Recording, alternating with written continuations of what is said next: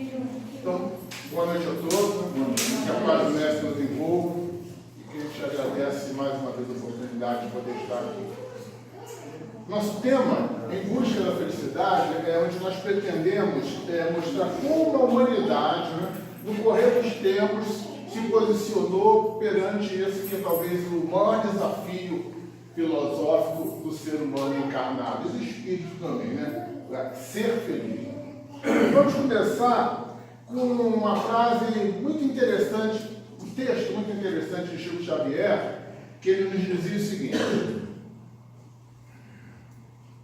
o homem atual vive deslumbrado com os bens materiais, que são colocados à sua disposição pela tecnologia que avança cada dia através de uma propaganda que insiste em colocá-lo como o caminho da felicidade.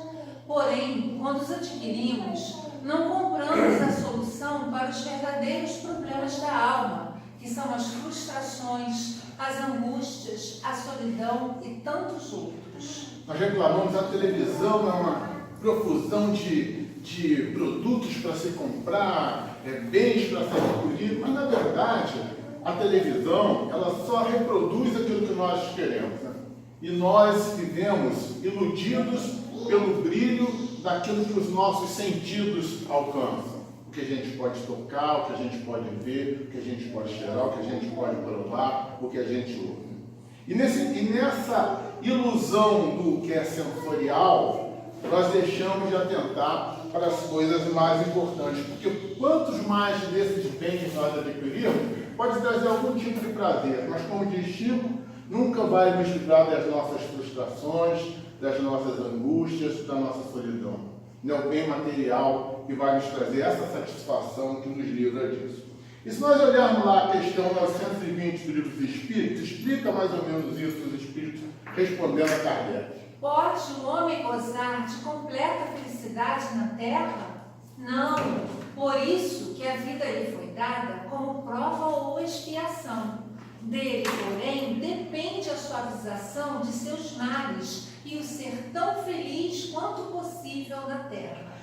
Os Espíritos já nos colocam o seguinte: vocês estão aqui para duas situações: expiar e superar obstáculos e dificuldades no caminhar evolutivo. Mas depende de cada um, ao vivenciar essas dificuldades ou essas expiações, alcançar a felicidade que viver essa vida lhe pode proporcionar. Relativizando então a possibilidade da felicidade, mas não descartando a possibilidade de nós termos algum tipo de felicidade vivenciando essa vida. No Evangelho segundo o Espiritismo, no capítulo 5, nós encontramos o seguinte texto: em tese geral, pode afirmar-se que a felicidade é uma utopia, a cuja conquista as gerações se lançam sucessivamente, sem jamais lograrem alcançá-las.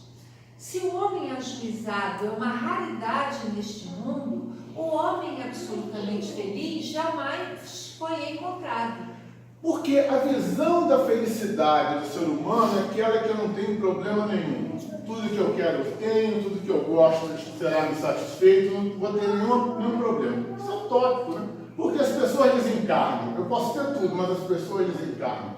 E eu perco o ente querido, aí me sinto infeliz. Na verdade, Kardec, então, os Espíritos colocam para Kardec que o homem ajuizado já é uma raridade.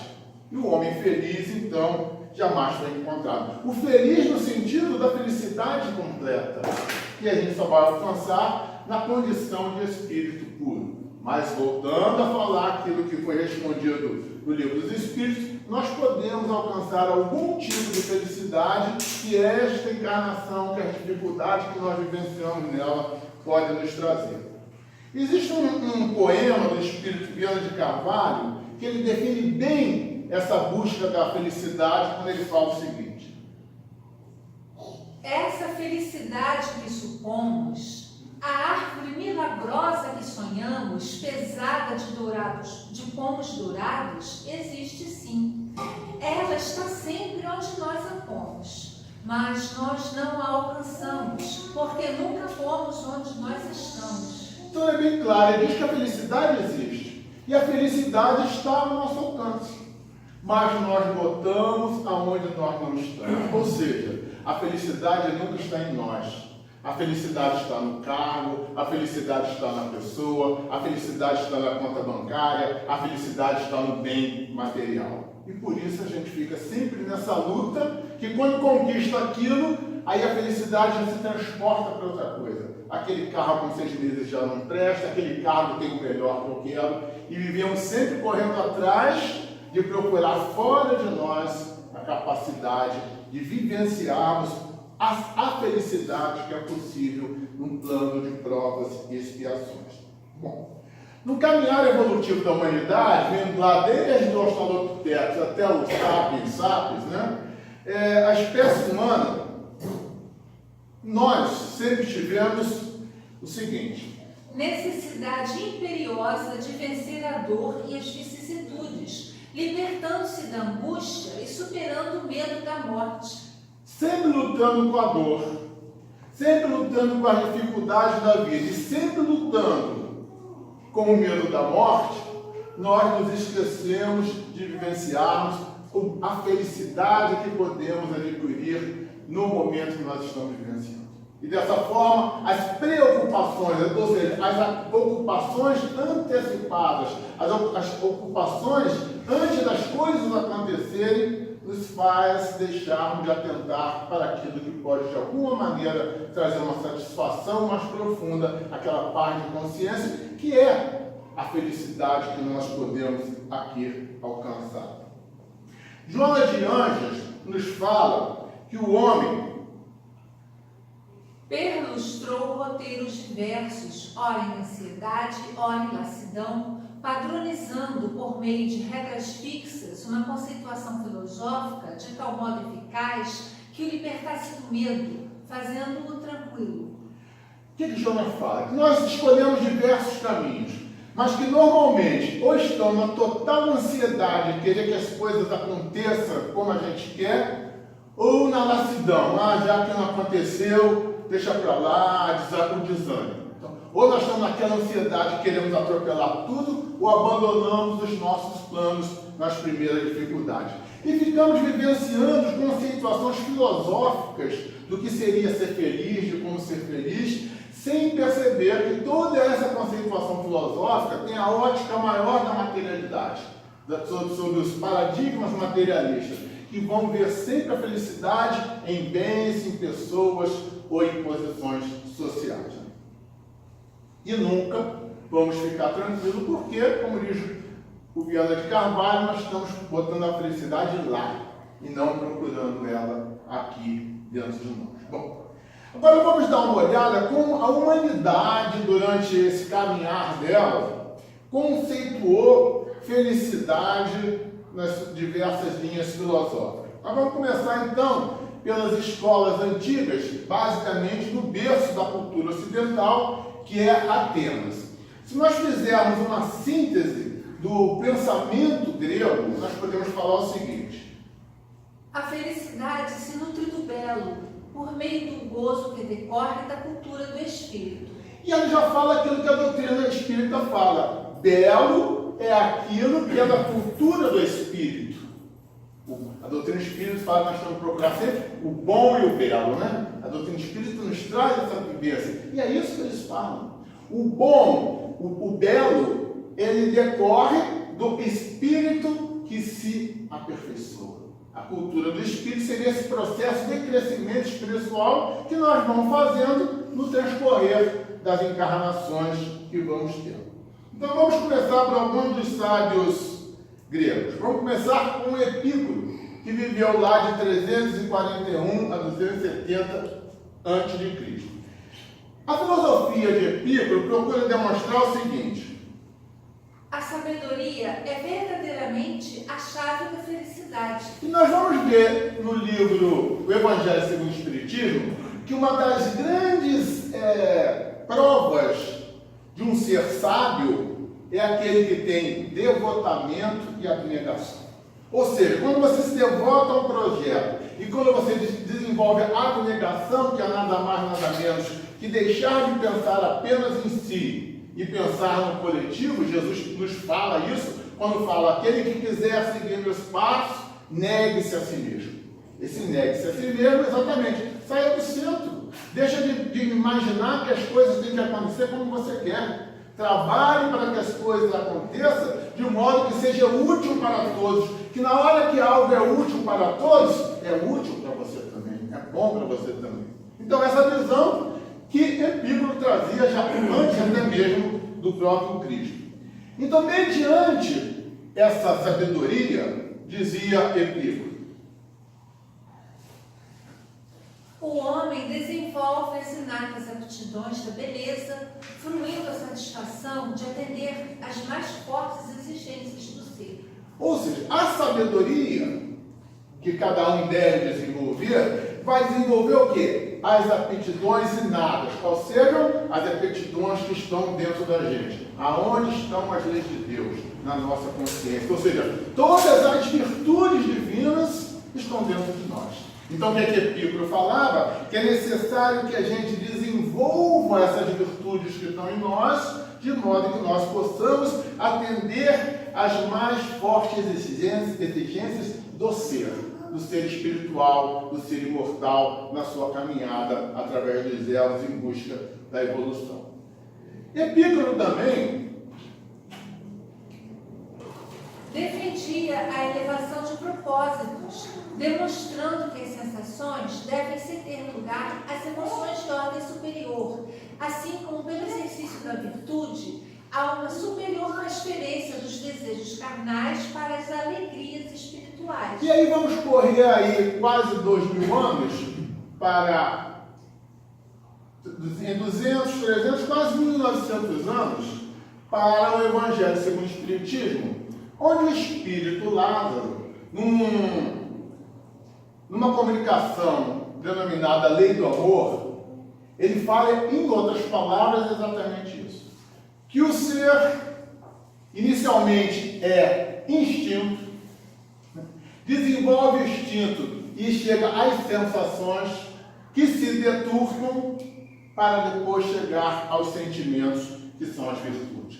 E é mais ou menos isso que ele fala. É preciso, então, que aqueles instintos que nos faz procurar, inicialmente, até desenvolver o egoísmo, porque o maior instinto de cada um de nós é o instinto de conservação, e para isso, muitas vezes, a gente desenvolve o egoísmo, só que tem que, quando eu começo a ter sensação, e essas sensações me dão prazer, eu começo a deturpá-la de modo que meu instinto de conservação, que desenvolve o meu egoísmo, faça com que eu pense apenas em mim mesmo e não pense no próximo. E aí vem todas as dores que nós vamos buscando nisso. E como ele fala isso, então, pelo exercício da virtude, que Lázaro vai falar, pelo desenvolvimento dessas sensações para que se tornem sentimentos, ou seja, sentimentos puros, virtudes, né? Ele diz aqui, nós vamos transferindo dos desejos carnais, das necessidades do espírito encarnado fisicamente, das necessidades materiais,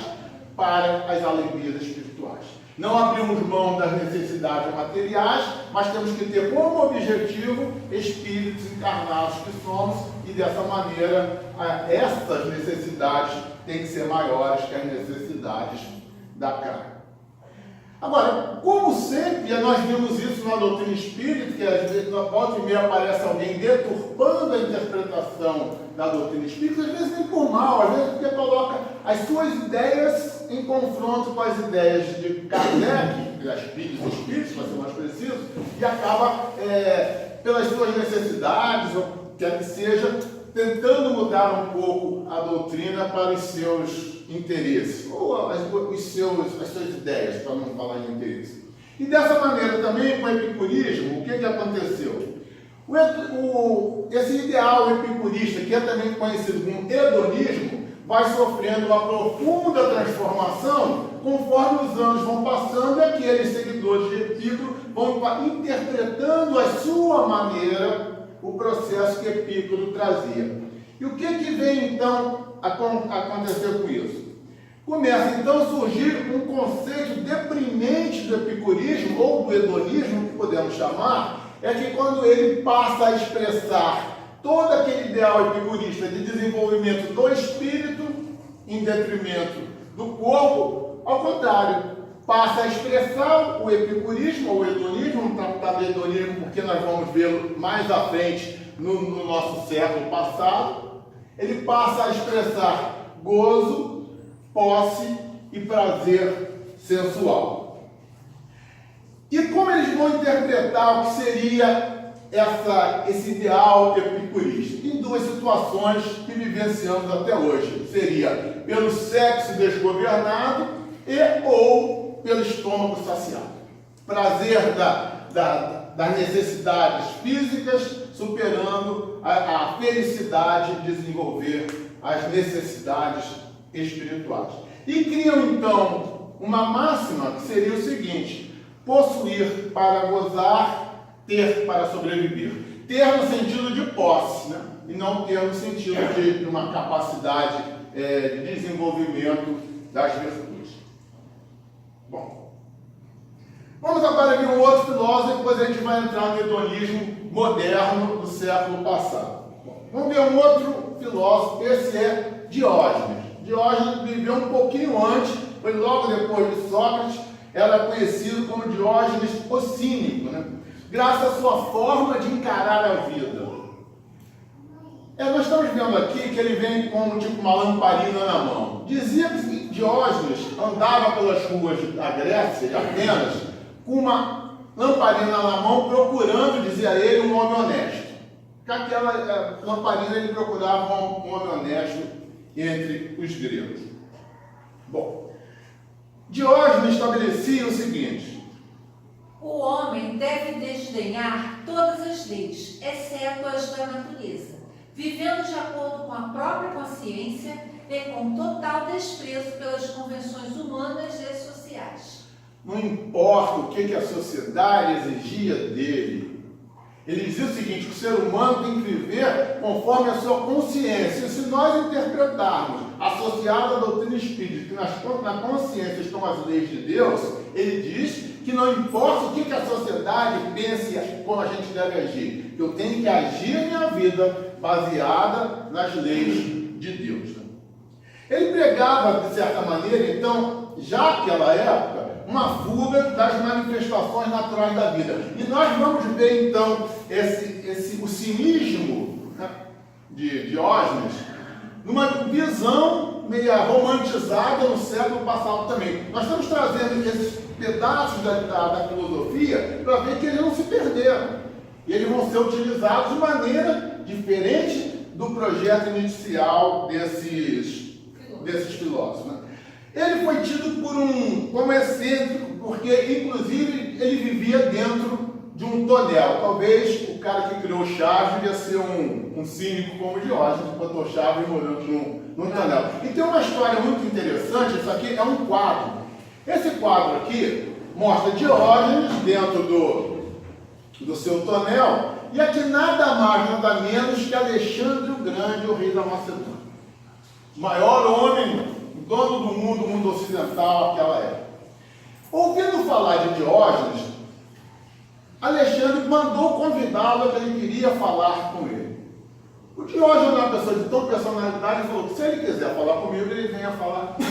E normalmente isso seria uma sentença de morte na visão de Alexandre o Grande. Mas Alexandre vai falar com ele. E Alexandre chega para ele nessa situação e fala: venha comigo, que eu lhe darei metade dos reinos que eu conquistar. E Diógenes falou para ele: você não me pode dar o que não é seu.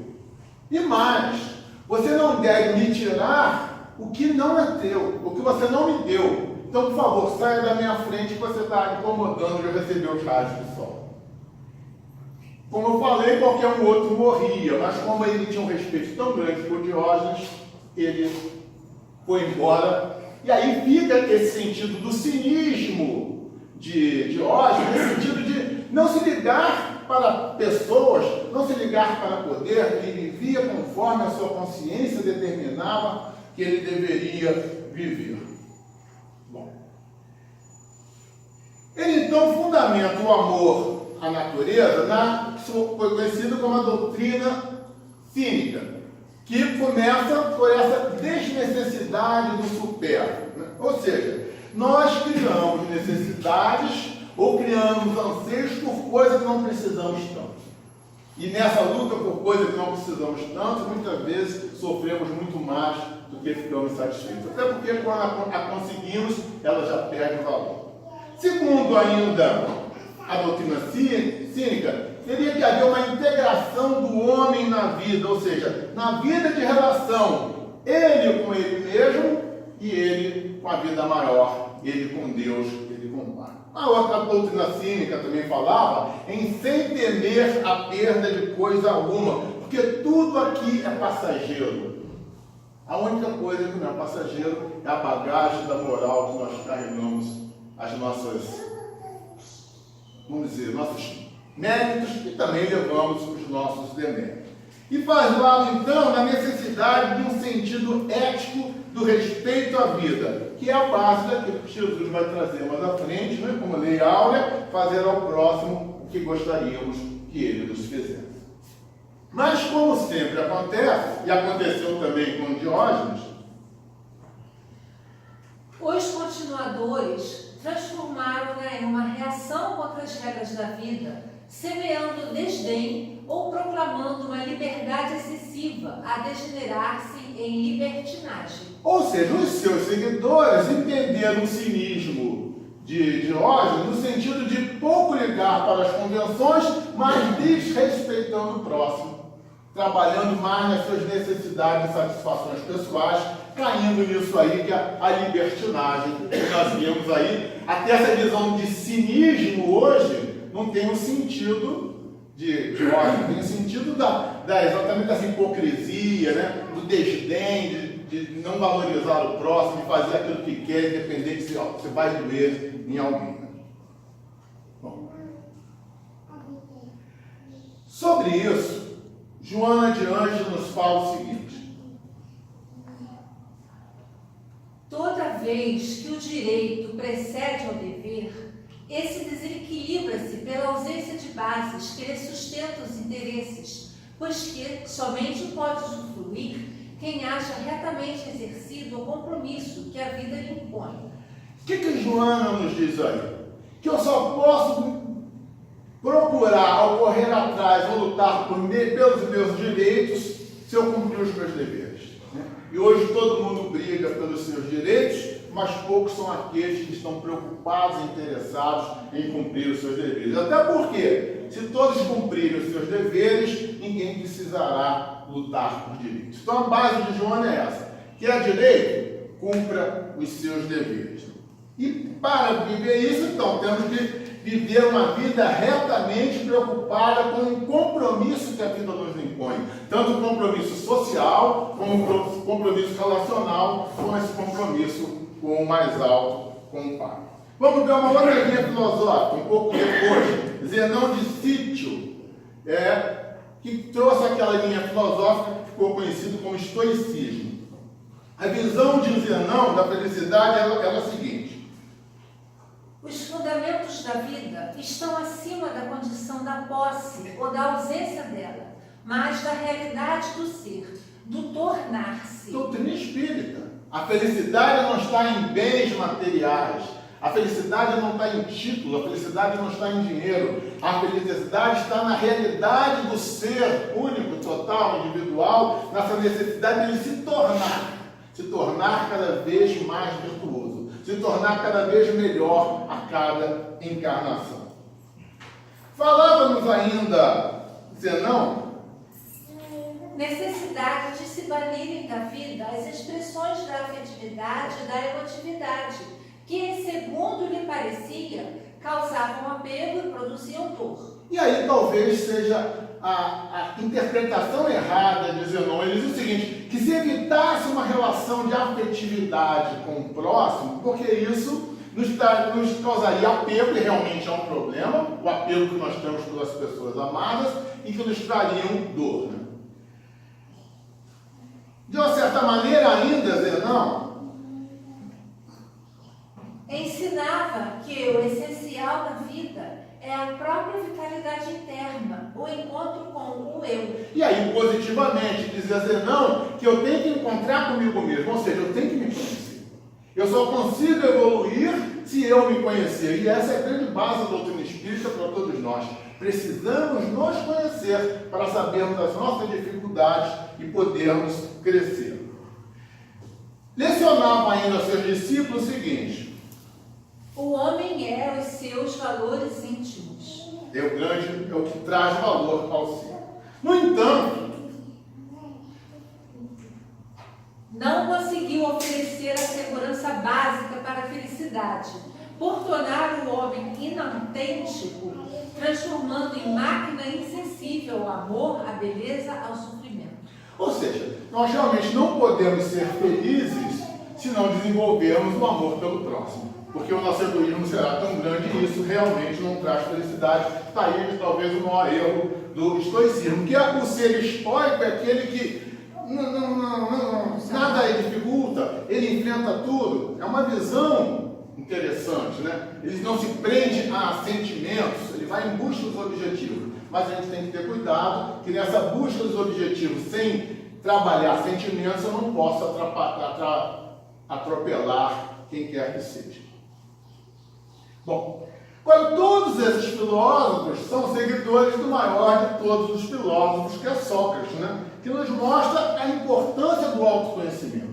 A base do Sócrates, que ele conhece a si mesmo, que não é dele, está lá no templo de Delfos, provavelmente escrito pelos 7 grandes sábios, que são anteriores a Sócrates, mas que Sócrates, que vamos dizer, é o pai da filosofia ocidental, trouxe também para todos nós. A dialética de Sócrates combatia os males que os homens fomentam para gozarem de benefícios imediatos, objetivando com essa atitude de reta conduta o bem geral, a felicidade comunitária. E que a Joana vem trazer muito bem a necessidade das nossas atitudes, das nossas condutas serem retas, visando o que? O bem geral, a abnegação. Negue-se a si mesmo, que Jesus nos ensinou. E foi aquele que diante da morte mostrou total serenidade, porque tinha noção que até quando foi oferecida a possibilidade dele fugir, que tinha comprado lá o carcereiro, ele falou que não, porque exatamente iria de encontro a tudo que ele pregava até aquele momento. Lá no momento da sua morte, na hora que é oferecido a cicuta para ele beber, ele se dirige a seu discípulo Críton e diz o seguinte: o homem não é as suas roupas, o seu invólucro, mas o seu espírito. Porque é esse que o segue. Então, se eu conseguir viver uma vida retamente, ou o mais retamente possível, trabalhando os valores morais, independente do que eu tive, do que eu consegui materialmente, eu dou um passo bem grande nesse processo evolutivo. E como é a conceituação moderna? Vamos sair do mundo antigo e vir para o mundo atual. Qual é a conceituação do mundo moderno, principalmente o mundo ocidental, mas já entrando pelo mundo oriental também, basicamente, até aqueles guetos mais fechados como era a China, hoje em dia já vivenciou isso. O mundo do consumismo, consumir tudo e produzir lixo, que nós não conseguimos nem dar conta do que fazer com todo esse lixo que nós produzimos. Né? Hoje, então, nós vivemos o hedonismo moderno, o hedonismo deturpado, do prazer satisfeito do estômago ou do sexo desvirtuado. E vivemos mais agora, no mundo voltado para o consumo. Eu tenho que trocar meu celular a cada 6 meses, o carro a cada 2 anos, não importa se eu vou ter que, para manter esse estado, me endividar todo. E aí a gente vê muito mais dores do que satisfação. Porque daqui a 6 meses, meu iPhone já não está isso tudo e eu tenho 24 meses para pagar. Né? Que é o drama maior. E o carro, 72 meses, 1 ano você já está querendo outro. Bom, um poeta inglês chamado Aldous Huxley, muito famoso, com um livro maravilhoso que ele escreveu no ano de 1932, Admirável Mundo Novo, onde ele vai falar que lá na segunda metade do século XX, o homem viveria numa sociedade dominada, que é basicamente uma ideia da sociedade controlada. O homem só pode fazer aquilo que os líderes determinam que sejam. Então é um livro muito interessante, Admirável Mundo Novo. seguinte, isso é muito interessante que ele fala. A ditadura perfeita terá as aparências da democracia, uma prisão sem muros, na qual os prisioneiros não sonharão sequer com a fuga. Um sistema de escravatura onde, graças ao consumo e ao divertimento, os escravos terão amor à sua escravidão. A primeira frase dele, para mim, é lapidar, quando ele fala o seguinte: a ditadura perfeita terá as aparências de democracia. Não tem quem mais fale em democracia do que os protótipos de ditadores. Presta atenção no mundo. E ele diz o seguinte, que nós vivemos nesta prisão sem muros, que é a prisão do consumo. Consumimos, não entendemos que nós estamos presos de um sonho que nos torna escravos e amando essa escravidão. Quanto que nós devemos tão felizes comprando e correndo atrás de bens materiais, né? Isso ele já falava isso nos anos 50, quando começou no pós-guerra o processo do consumo desenfreado. E Joana de Anjos, sobre isso, diz o seguinte: resultado de diversas guerras calamitosas e destruidoras, o espírito odierno experimentou vicissitudes jamais imaginadas, derrapando pelos resvaladouros do pessimismo e do imediatismo, em busca de soluções apressadas para os velhos e magros problemas da vida, sem encontrar a fórmula correta para atingir a felicidade. Aquilo que falamos no início, né? Que está no livro dos Espíritos, do Evangelho, ou no pessimismo, ou no imediatismo, ou na lassidão, ou na ansiedade. É como nós vivenciamos hoje, e cada vez lutando para encontrar a forma correta para atingir a felicidade que está lá. E nunca chegamos lá, como Viana de Carvalho nos fala. Diz ainda, Joana: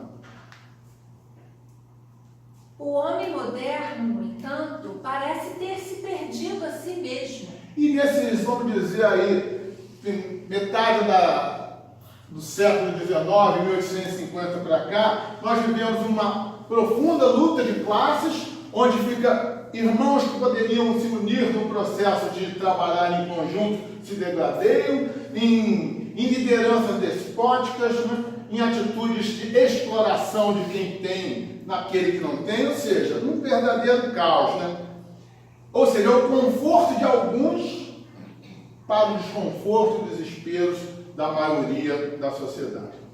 Mas o grande problema que houve, inclusive o problema que levou a doutrina espírita a sumir do mapa da Europa, principalmente de França, logo após o desencarne de Kardec, no ano seguinte, estourou a Guerra Franco-Prussiana, que desenvolveu um ódio para a vitória dos alemães sobre os ingleses, que foi estourar na Primeira Guerra Mundial, onde aí os franceses, a derrota dos franceses para os alemães, e quando vai estourar na Primeira Guerra Mundial, onde os franceses e os ingleses, os aliados, humilham a Alemanha para a vitória, tornam a Alemanha destruída economicamente com as multas e os despojos de guerra. Isso tudo insufla um ódio que faz surgir um dos maiores males que essa sociedade já teve, que foi o nazismo, trazendo milhões e milhões de mortes, mais 50 milhões de mortes, mas muito menos que o comunismo nos trouxe para o mundo, que são mais de 100 milhões de mortes. Não esqueçamos nunca disso, tá? Qual o grande problema disso aí? Que após o final da Segunda Guerra Mundial, aquela juventude perdida lá da Europa, principalmente, o que aconteceu? O ceticismo apoderou-se das consciências que foram arrojadas na direção do futuro sem paz e em desesperança, na busca dos roteiros libertadores. Uma sociedade destruída, cidades destruídas, famílias destruídas, um povo inteiro com mais de 6 milhões de mortos, como foram os judeus, né? Um sentimento de ódio, uma divisão do mundo com o início da Guerra Fria entre comunistas e capitalistas, né? E nós vamos ver surgir, então, né, dessa confusão social, filosófica que o mundo estava, a figura muito cultuada na minha juventude, de Jean-Paul Sartre. Jean-Paul Sartre, ele cria então, ele era um ex-membro da resistência francesa, lutou contra os alemães da resistência francesa, foi preso, conseguiu fugir. Ele se junta então com a sua esposa Simone de Beauvoir e com Alberto Camus, ou Alberto Camus, cada um fala de uma maneira, e cria aquilo que ficou conhecido como existencialismo. O Sartre, a gente não pode apontar dele dizendo que ele trouxe uma teoria de dor para o mundo, mas ele era alguém que se questionava dizendo o seguinte: como Deus pode existir se eu cansei de ver pais entregando suas filhas para os soldados alemães ou seus filhos em troca de barra de chocolate? Então ele foi realmente o pessimismo, aquele sentido que nós falamos do ceticismo, tomou conta de Sartre, e ele tem como base do existencialismo o seguinte: a existência precede a essência, pois o homem primeiro existe, depois se define. Duas coisas aqui interessantes. A existência precede a essência, ou seja, o corpo vem na frente do espírito. Vamos viver o dia, porque amanhã a bomba atômica pode explodir e acabar o mundo. Então vamos viver a vida. Vamos satisfazer os nossos anseios, as nossas necessidades físicas. E outra frase que vai ser a base, 40 anos depois, ou 30 e poucos anos depois, de filósofos suecos que vão desenvolver a teoria da ideologia de gênero. Só que tem um quero ver que quem defende a ideologia de gênero se cria seus filhos sem definir se é homem ou se é mulher. O dia que alguém me mostrar isso, eu vou aceitar que ele tem essa teoria. Mas está a base aqui, está a base no existencialismo de Sócrates, que os filósofos suecos foram desenvolver na década de 90 do século passado. Sobre isso, Joana de Ângelo nos fala. Depois da Segunda Guerra Mundial, o existencialismo reconduziu o homem à caverna, fazendo-o mergulhar nos subterrâneos das grandes metrópoles e ali entregando-se à fuga da consciência e da razão pelo prazer, numa atitude de desconsideração pela vida, alucinado pelo gozo imediato. A base do existencialismo. Aí nós temos jovens que sobreviveram à guerra nos anos 50, né? E início de 60, baseados nessa visão emergente do socialismo, do existencialismo, do espírito, seguindo escritores como Aldous Huxley, Alec Ginsberg e Jack Kerouac, né? E que traziam, embalado por uma música, que era o rock and roll que nascia, que trazia toda uma postura de rebeldia ao sistema, né? E vai desembocar no final dos anos 60 no movimento hippie, né? Que de certa maneira eles tentaram formar uma sociedade baseada em Diógenes, baseada em encarar e não aceitar as imposições daquela sociedade de consumo que queria, mas tinha como grande erro que essa sociedade teria como base o amor livre e o uso desenfreado de drogas, né? Mas teve um fator, um paradigma positivo, quando ele, a partir desta geração, a criação dos filhos se tornou diferente. Por quê? Porque também nada é errado o suficiente, porque os espíritos que estavam encarnando a partir dos anos 70 necessitavam ser tratados diferente, como eu e todos da minha encarnação, da minha geração foram, sem impor, conversando, discutindo e mostrando ao filho o que é certo e errado. E obviamente aquele famoso sinal do faça amor, não faça guerra, conscientizou toda uma nação contra uma guerra como era a guerra do Vietnã. E graças ao movimento hippie, que os Estados Unidos abandonaram a guerra. Mas obviamente, né, com o uso de alucinógenos e aquele sexo desvairado de crianças sem saber que eram seus pais, aquilo tudo foi fazer que um dos maiores filósofos da época, John Lennon, falasse a sua famosa frase: o sonho acabou, né? Ou seja, o capitalismo absorveu todos os descontentes. Então todos eles ficaram ricos, menos os que se drogaram, menos os que criaram seus filhos de maneira errada. E um grupo, Pink Floyd, dos anos 70, eu tenho aqui um representante ali com a sua camiseta do AC/DC, sabe bem isso? Ele criou uma música chamada Welcome to the Machine, bem-vindo à máquina. Ele dizia o seguinte, que a máquina é esse sistema que envolve todo mundo e aquele que se destaca, ele é puxado para o lado, é enriquecido e ele se torna mais um escravo dessa própria máquina.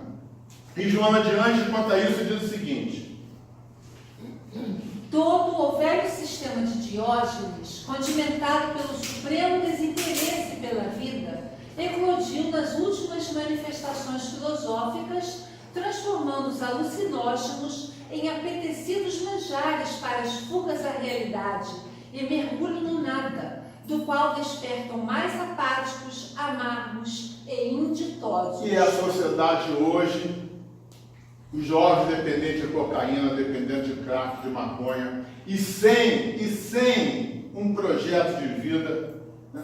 Porque o que era sonho nos anos 60 e 70, hoje é pesadelo, né?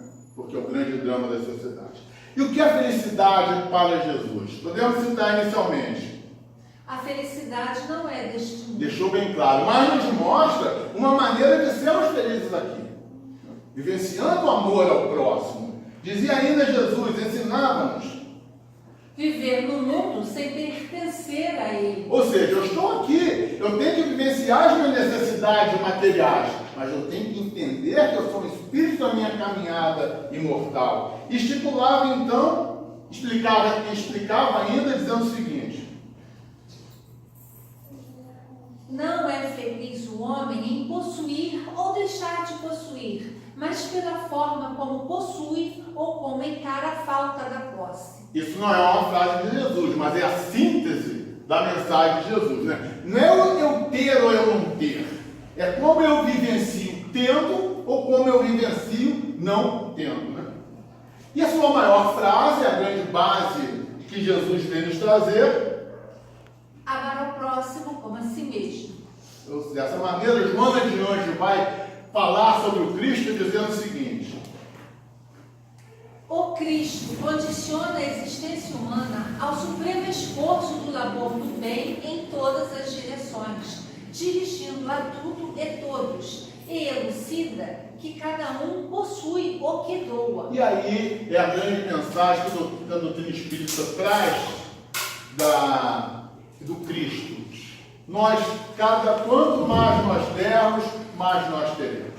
Essa capacidade de amar e se doar ao próximo só retorna para nós em termos de oportunidades, de benesses e de suporte espiritual. Vamos ver aqui. Então, e Joana complementa falando o seguinte: a felicidade é o bem que alguém proporciona ao seu próximo. E Emmanuel vai dizer o seguinte, que o bem que nós fazemos é o nosso advogado em toda e qualquer situação que nos deparar. Joana de Anjos ainda, né, nos mostra como fazer esse processo da busca da felicidade. Dizia ela: vivendo as dores e necessidades do povo, Jesus padronizou a busca da felicidade no amor, por ser a única fonte inexaurível, capaz de sustentar toda aflição e vencê-la paulatinamente. O viver as dores do Cristo não é se doer pela dor dos próximos.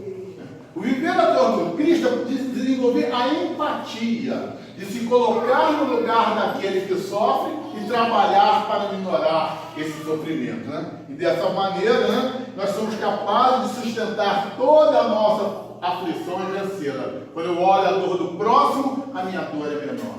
Quando eu me preocupo com a dor dele, eu esqueço um pouco da minha dor. E o que diz a doutrina espírita? Segundo as obras da codificação, tanto a felicidade quanto a desgraça são resultado das atitudes que nós tomamos. Dessa maneira, podemos falar que o espírito, nós somos a soma sucessiva das nossas vidas pregressas. E Allan Kardec vai nos falar então em O Livro dos Médiuns. O homem é, assim, o árbitro constante de sua própria sorte. Ele pode aliviar o seu suplício ou prolongá-lo indefinidamente. Sua felicidade ou sua desgraça depende da sua vontade de fazer o bem. Precisamos utilizar o livre-arbítrio na prática de fazer o bem. Alerta no Joana de Anjos, já estamos terminando. O excesso, hoje em desperdício, é a ausência da escassez do futuro. Lei de causa e efeito. Se eu hoje, o que eu tenho, jogo fora, deixo estragar, não me preocupo em levar para quem não tem, eu vou ter que passar por uma situação de escassez na minha vida para valorizar quando tivermos alguma coisa. Complementa ainda, Joana. Todo bem que se pode produzir é felicidade que se armazena. Dessa maneira, né, produzindo o bem, eu me torno feliz. E ela diz em outra situação que existe muito suicídio porque as pessoas não têm o prazer de ver o olhar de satisfação de quem ela fez alguma coisa de bem. Então as pessoas se suicidam porque vivem no vazio, voltando só para si, sem olhar para a dor do próximo. Dessa maneira, para ser feliz, segundo Joana, nem posse excessiva, nem necessidade escravizante. pois tanto uma quanto a outra nos torna escravos dos bens que nós não temos ou nos torna escravos dos bens que desejamos ter. Precisamos saber viver com o que temos, ter planos para adquirir mais, mas sem botar isso como uma necessidade de que eu tenha que atropelar e massacrar o próximo. Precisamos lembrar que para esta vida o que nós temos é exatamente aquilo que nós precisamos para vivenciá-la. Enfim, agora definitivamente fechando, vamos ver Einstein, um grande, talvez um dos maiores físicos, né, que dizia o seguinte: não tentes ser bem-sucedido, tentes antes ser um homem de valor. Ou seja, aquilo que os Espíritos falaram para Kardec em ser um homem de bem. Então a nossa ideia do trabalho de hoje é que a felicidade não é um bem a se alcançar. A felicidade é um sentimento a se desenvolver. Muito obrigado, boa noite.